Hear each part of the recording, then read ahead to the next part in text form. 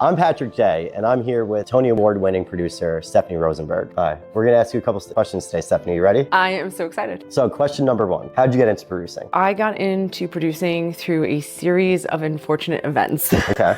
I never planned on being a Broadway producer. It was not something that it was like on my bingo card for life. I totally fell into it by accident. I guess we'll go into the long version of the story here. Rewind all the way to 2006. I'm at Williamstown Theater Festival. I meet this amazing woman. She's still in the industry. She's a great filmmaker. I'm not going to say her name because you would know her immediately, and I don't know if she knows that she's part of the inspiration of this story, but she's one of those perfect people. Do you know what I'm talking about? You know, like if you ever meet those perfect people, like their hair just like wisps in the wind when they're like standing there talking, like as if a fan is always on them, and they know all the cool kids and all the right places to be and who to hang out with. Do you remember those people? Of course. Okay, so she was one of those people, and for some reason, she liked me and we became friends at Williamstown Theater Festival, and I was like, woo, yes, because she was so cool, and I was like, one of the cool kids wants to hang out with me? Awesome. And we became friends, and we came back from Williamstown, and we were supporting each other in our careers, and she turns to me one day, hair wisping in the wind, flying gently, in an everlasting breeze that follows her wherever she goes, and she goes, Stephanie, I am not going to be a poor actor all my life. I'm going to the CTI 3-day workshop on producing. And I said, well, I'm going to go and keep you company. And I said to her, I go, I really just love acting. I go, but if I can understand better what they're looking on the other side of the table, maybe I can be a better actor for them. So I bought a ticket